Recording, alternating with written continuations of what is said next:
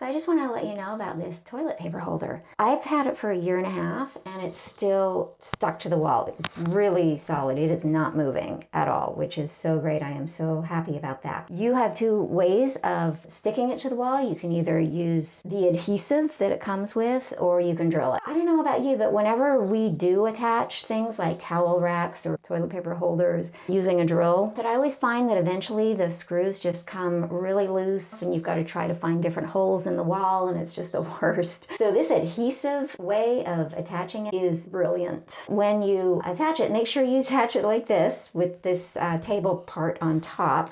This is where you would put your phone, keys, whatever you want to put up there. We had actually put it on upside down the first time. Luckily, we noticed it pretty much right away, so we were able to take it off, and there was a second adhesive that comes with it, thank goodness. So we used that and we got it on no problem. The thing that I love the most is just how easy it is to just put that new roll of toilet paper on there. I don't know if you have anyone in your household that just will not do it. That other kind where you got to take this out first and you put it in and you put it on. With this, you don't have to do that. It couldn't be simpler. This is a great toilet paper holder. I am so happy with it. And like I said, I've had it for a year and a half and it is still on there. It is not moving.